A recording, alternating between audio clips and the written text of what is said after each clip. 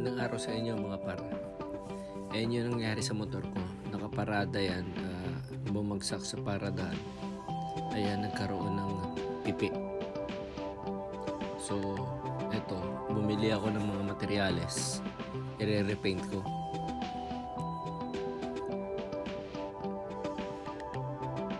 Ayan, nakalas ko na yung mga pairings niya. Na-drain ko na rin yung laman ng tangke. I-strip to metal ko na siya since magpipintura na rin lang naman ako. Strip to metal ko na.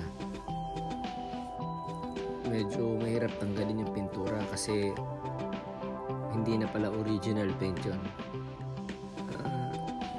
Sakto, nakita ko na rin. Mabuti na rin pala yung in-strip to metal ko. Madami na siyang kalawang na hindi kita.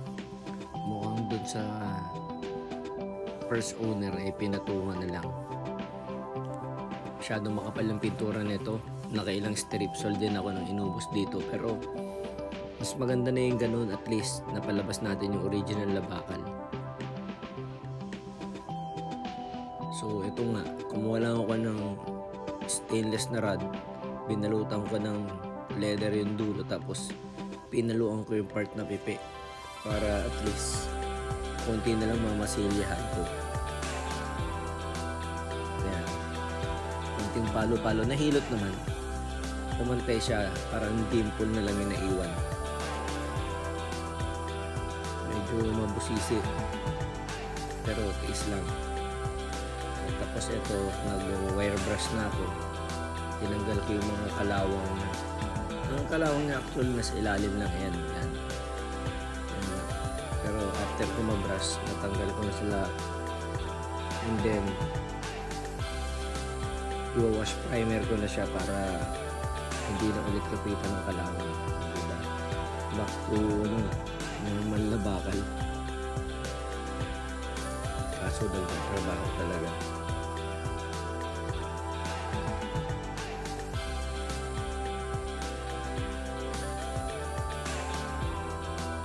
Ito ngayon, yung binili kong Ansal paint, tinitimpla ko na ngayon dahil uunahin ko yung wash primer.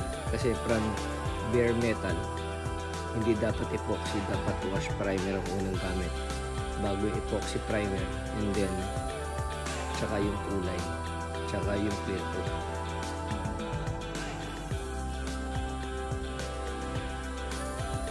Binubugahan ko na ng wash primer na sir. Ayan yung kulay ng wash primer. So siguro mga 2 hanggang 3 patong para matibay. Magandang klase po yan, Ansal yan eh. Pang motor show yan eh, pang car motor show yung paint na yan.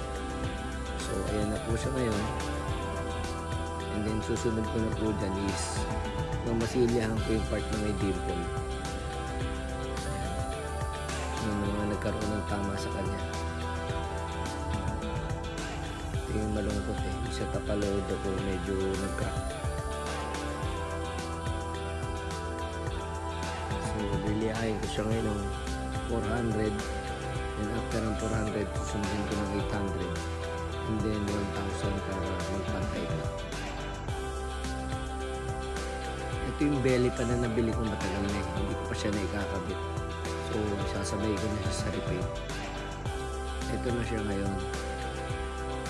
Ayan. Binubuli ko siya ngayon kasi after ng drying kailangan bulihin bago bugahan ulit ng panibagong wash primer. Then susunod ko na yung epoxy primer, yung surfacer. May konti pang mga dimple, so kailangan pang masilyahan.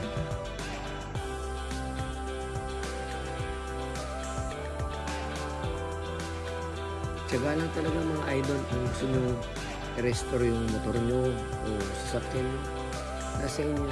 Kaya hindi ko naman to trabaho, hindi ito yung career ko, kaya lang eh dahil hilig ko magmotor, pinag-aralan ko kung paano yung mga bagay niyan. Ito na po yung surfacer, yung epoxy primer.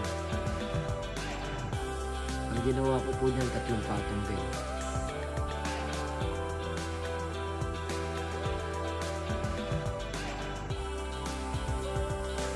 Dinamay ko na tong belly pan na to. Actually, wala talaga yung belly pan na yan eh. Kaya lang nabili ko, so pininturahan ko na din, ikakabit ko siya.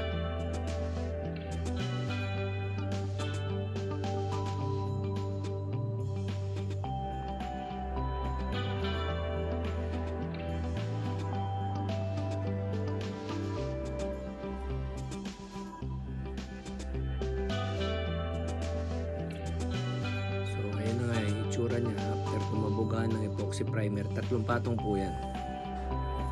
Right after nyan, yung ang napili ko kasing kulay is metallic red. So yun, metallic red na po ang ibubuga ko dyan. Hindi na po yung original paint ni Honda Super 4.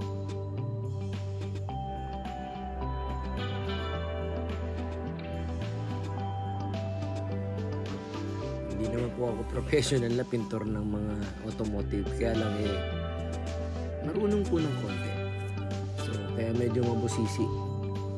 Kung mapapansin nyo, ilang araw ko ginawa yan o weeks, kasi every rest day ko lang po siya ginagawa. Nagtatrabaho po kasi ko pag day off ko lang. So ayan yung itsura niya. Pangalawang patong pa lang po yan. Yung pangatlong patong ko kasi mix na ng color ng metallic red at saka ng clear. Diba? Astig na. Pero hindi pa po tayo dyan nagtatapos. So pumunta nga ako ng Caloocan dito sa gawaan ng decals. Kailangan ko kasi ng decals na na pwedeng patungan ng pintura ng clear coat. Vinyl decals. Yan. Mabusisi sila gumawa. Okay po dito. Pwede ko mai-recommend sa inyo to. Sa Caloocan po yan. Nasa reels ko po yan.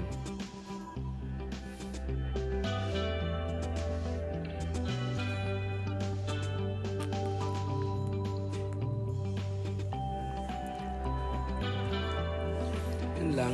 Pagka ikakabit na talaga yung decals. Dahil hindi ko nga po trabaho to, mabusisi talaga. Nakakapagod. Dahil andyan yung bubula, may bula. Andyan yung mawawala sa pwesto yung mga letter. Tiyagaan po talaga. So ayan na po. Naikabit ko na siya. And then, ang gagawin ko dyan, bubugahan ko po ng clear coat, manipis lang. Sa following day na po yan.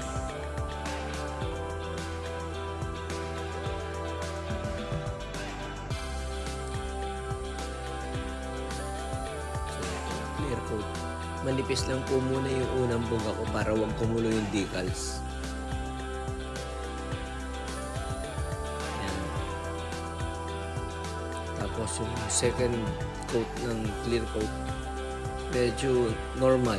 Huwag pa rin po yung sobrang makapal. Ayan yung itsura niya after na ikatlong clear coat. Pero ipipinish ko ba po ng isa yan? Ilamusan ko pa siya o yung tinatawag na ayan, bubulihin ko para mawala yung yung orange peel o yung balatsuwa na tinatawag. Tapos naglagay na rin ako ng cover para yung alikabok na bumababa hindi tumama dito sa ginagawa natin.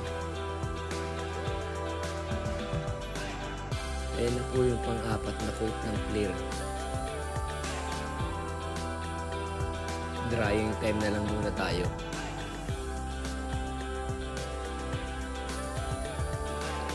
Habang drying, curing period tayo ng mga flarings. Ayan, detailing na ako ng mga parts na nilinis ko ng todo. Singit lahat kung anong nilinis ko. Total, naka-open na rin lang naman siya. At yung mga pang-ilalim, nilinis ko lahat. Para once kinabit ko yung mga bagong pintura, magmukhang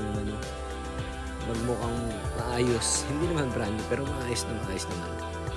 So ito na po siya. Na-assemble ko na. Pero kita pa rin yung balatsuha nung clear coat. Kaya hindi pa siya, feeling ko, hindi pa siya finish yan. Ni-start ko lang muna ngayon, niloadan ko ng gasolina kasi ilang weeks din naka-stock yan. So far, good naman si CB. Maganda yung condition yan.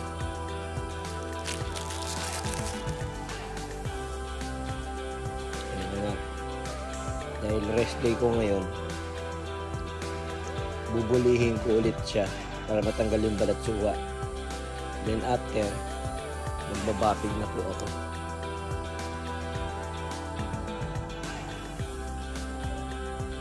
Kailangan dapa yung pintura. Kasing dapa, yung wala ka makitang part na makintab, dapat flat lahat.